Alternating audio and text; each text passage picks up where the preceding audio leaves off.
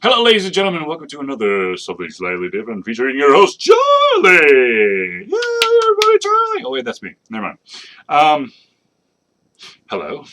It is now Wednesday. Tomorrow is Thursday. Thursday, of course, marks yet another amazing Thursday night hangout that you, of course, have to watch. Why, may you ask? Well, it's because it's going to be awesome. It's going to be random. It's going to be crazy. You're going to be wanting to tune in. Because, of course, myself and Zelius at the bare minimum will be on the show. Now, some crazy news. We have, ladies and gentlemen, the master, the creator, the all-powerful and almighty Craig Campbell coming on the show in December to talk mergers and acquisitions. That's right, ladies and gentlemen, that pencil and paper RPG that we played at EndoCon, the amazing creator is coming on the show.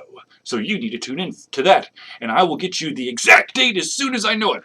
But something tells me it's either going to be the first or the second Thursday in December. Just have a feeling.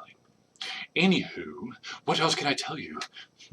Yes. What else can I tell you? There are many games out there, ladies and gentlemen.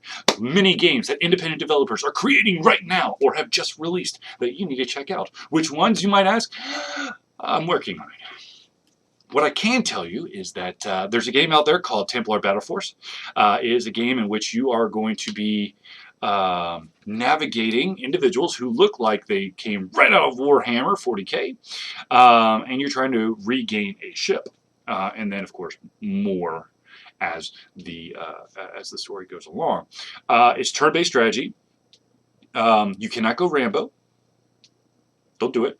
Otherwise, you'll find like a scout or an engineer splattered across the wall when he walks into a room that's full of bad things, and you're just like son of a gun. Another game that I seem to be going on like a handheld kind of like spree here. You may have noticed that I wrote a review called Sherlock Holmes, the Lost Detective. Many of you probably have noticed that it's been on Facebook for quite a while. And I actually picked it up on Facebook, and then they're like, oh my god, it's out on iOS. Well, let me check it out. Let me see if it's any different. It's not. I mean, it's the same game. I mean, it's your usual Facebook, and then you have like some kind of like a mobile port on your tablet or your phone. And the one thing that bugs me about this game, it looks amazing. The storyline, phenomenal. The mechanics of how the hell you do things is flawed. Look, the vast majority of games, yes, I understand. When you're dealing with a hidden object game, the vast majority of them, you're going to have a certain number of energy points that have to be expended. It's not like there are games out there that give you like, I don't know, 10 energy points, and then you basically have 10 times to do like a hidden object game, and if you can't find them all in a certain given time, then of course you lose a life, and then once you're out of 10, you're done for a while. This game, you have a maximum of 90 as of right now. I can't remember if it actually increases or decreases, but right now I'm sitting at 90, and every single puzzle takes 15 energy. Okay, that 15 energy will give you just a smidgen of advancement. Now, like many of the games that are on Facebook and a lot of the other games that are based on energy, the more you rinse and repeat, the better chance you have at like proficiency on the level. So you have like a star system. You have 5 stars in this game. 1, 2, 3, 4, 5. And the thing that really bothers me is that the scores are outlandish between what's required to gain a star from 1 star to another, or just to fill up 0 to 1. Even if you are proficient as hell, I mean, you like fly through the level, you know where everything is, you're still getting like maybe 20%, maybe 15% of the star. So if you're getting 20% of the star through every single thing, you don't have enough. You have just enough to get the first star plus 1 extra round. That, my friends, is really fucking slow. I don't like it. There's just it's frustrating because I understand it's an episodic game, and they're trying to release the chapters as quickly as possible. And so this is kind of like, in my opinion, I don't know, this the developers could shoot me down on this, but it seems like a stall tactic. Like they're trying to deliberately slow down the game enough so that they can try to get ahead of the curve. Now, of course, this is a microtransaction game. It's free to play, but of course, there's microtransactions that allow you to gain the ability for hints, to find objects, to light. There's certain times when you're doing hidden objects where you just have like the area of a flashlight. So you can't see the whole thing, but where your cursor is a flashlight. I think there's like an extra time thing as well for the time sensitive stuff. And then there's some cool like other puzzles to complete. And to be honest with you, the vast majority of those other puzzles are really easy to do. And so you get excited, like, all right, awesome, new puzzle. And you're just like, okay, now back to the hidden objects that I have to play like 45 times in order to gain enough stars. The other thing is that, okay, yeah, so it takes a while for you to gain stars. It wouldn't be that bad if there were... This is another stall tactic that they do. Basically, any advancement of the story is going to require a star. So you just busted your balls to gain that first star. So you can advance the story for like 3 lines of text. Sometimes doesn't open up a new area, doesn't really give you anything. It just gives you context of where you are in the game, and then like, oh, and by the way, now you got to talk to this person that was standing right next to you to discuss what you just learned, the 30 seconds of text on the screen.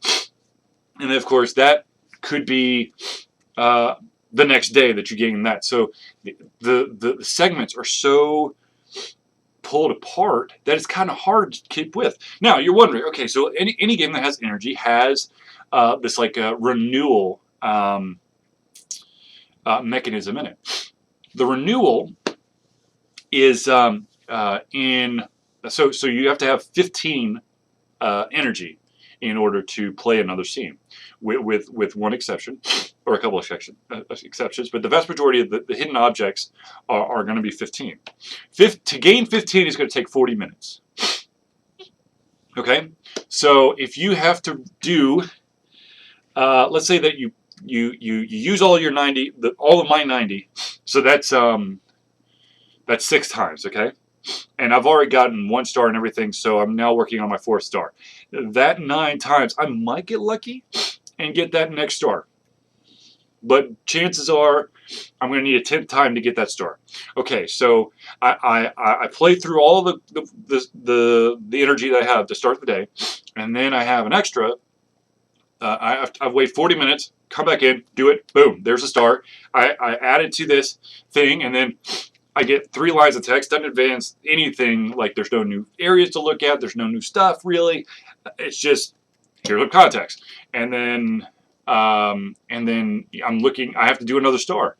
So that's another 10. So let's see here, you do 10 times 40, that's 400 minutes. And you're gonna have to play at some point because 90 is the maximum, and you're not gonna be able to do the maximum. So let's think about this here. 400 minutes, and you have to jump in from time to time. So let's see if my math brain is working here. That is almost 7 hours to maybe advance the story just a little bit more. That to me, my friend, is too freaking slow. When I look at the other games, we're talking like in a span. Okay, so in some of the other hidden object games, we're talking in the time, like let's say 40 minutes or an hour. An hour, you gain 2 chances to do another hidden puzzle. Okay, so you just cut that down to 5 hours instead of 7. Which to me is a little bit better. I mean, of course, I would love to be able to just play through the entire game and call it a day, but, whatever. So anyways, yes, I've gone on a rant about Sherlock Holmes Lost Detective. It has a lot of potential. That's why it's so maddening. Okay, so let's talk about another game real quick. I know it's really in something slightly different, but since I'm in the mood. It's called Wizards and Wagons. Wizards and Wagons is a game that's on the iOS where you are a hero, a great hero that defeated a mighty demon or dragon, I can't remember, but some kind of great evil. And you're thinking, man, I've got it made for the rest of my life. And it turns out, no. People kind of forget after a while. Now that life is good, you're just kind of, so you have to find, so you basically run out of money, you have to sell your house. Now, of course, what you're trying to do is you're trying to regain your house, and you need to collect 30,000 gold pieces. Now, in order to do that, what you're going to be doing is you're going to be basically your trade caravan. You're going to have a wagon. You're basically be going from place to place and trying to sell your goods. Now, the unfortunate thing is there are lots of evil, nasty nasties that are out there in the world. Now, when you're on the caravan, when you're on the trail, there are going to be times where bandits and monsters and all kinds of things will try to attack you to try to, one, destroy your caravan, and two, steal your stuff. So I'm going to be honest with you. It took me like 5 times of playing for me to actually understand what the hell is going on, because I was confused as hell. Because one of the first tutorial screens, once you get the wagon, made it seem that there's only one location that you could put items instead of the entire wagon, which greatly perturbed me. And then when I found out that I could put items in those places, then I was like, son of a bitch. Anyways, so I've been playing for quite a few hours now. I'm nowhere near 30,000. You're going to have to, it's a slow pace game. You're going to slowly gain, every single city that you unlock is going to have their goods and what they're demanding. Now, what you're looking for on the demands is if they have a demand with a green arrow pointing up. That, my friends, is a good return. So you got to get the item and then try to get there. There's also something called guild quest. The guild quests don't really make any sense to me, because basically what you need to do is you need to look at all the guild quests in a certain area. And then, like, if it says, you need to transport this item, this type of item, to this place. And hopefully it's one of the places you know. Never take on a guild contract for a place you don't know, because then you're going to get nailed with penalties. Anyways, so you find out, let's say, I don't know, coconuts. Coconuts need to go to city C, and you're in city B. Okay, city B doesn't have coconuts. Coconuts is actually in city E. So what you would do is you would say, aha, they need coconuts in city B. So from where you are, you will go to, do not accept the contract. You go to city E, you buy the coconuts, you come back to city B, and then accept the contract, and then go to city C to give the coconuts. Why do you do that, you might ask? Because you have a time limit. And the funny thing is, even if you take the most precise route, like let's say that you take from city C, you take that contract, and you know you have to go to E. E takes 6 days to get from B to E. It takes 6 days, and you have 14 days to do it. So 6, 12, and then it takes 3 days to go to city B, or whatever. I'm missing up letters, but you understand. And so, ta-da! You miss it by a day.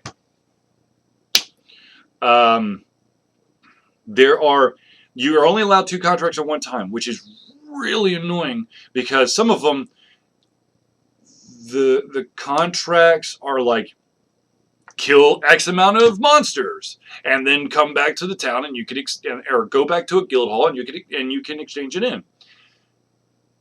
Well, there's chances that you won't run into that type of monster. So now you've taken a contract for something you think you're going to be able to do, but you can't do it. So then you'll eventually have to abandon it, because you're like, I need the extra money. I need to take on a contract I actually do. And then they get pissed off at you. So I'm sorry. I am like in a very analytical mind right now, and I'm ripping things apart left and right. I don't feel really bad about it, but I'm just saying that there's flaws in the games that I'm playing. Okay, I think I've talked way too long, so I'm going to stop now. Then I'd like to thank you for tuning into the Ultra Confusion, something slightly different, with myself, Charlie. I hope that you tune in. No. You will tune in on Thursday for the Thursday Night Hangout, where Zelius and I, at the bare minimum, maybe Ando, who knows? It's always a surprise, or maybe another special guest, will delight you, will rock your world, and of course, you, the audience, make the Thursday Night Hangout. So if there is a topic, a comment, a concern, or a question that you would like to hit us up with, either beforehand or during the show, feel free. We have the chat window available, and we do pull from it. And as you saw in the last broadcast, we are now videoing the chat window, so now you can see the window, which I know kind of makes no sense when you're on Twitch, because you're like, I already see the window. But there are individuals who watch the show recorded on YouTube that might be like, oh yeah, that guy did a good point, because we're constantly going, oh man, it's a good point. And then we might say a little bit, but it might be interesting to find the name behind that good point. So there you go, ladies and gentlemen. Thank you for tuning in, and I'll see you tomorrow for the Thursday Night Hangout.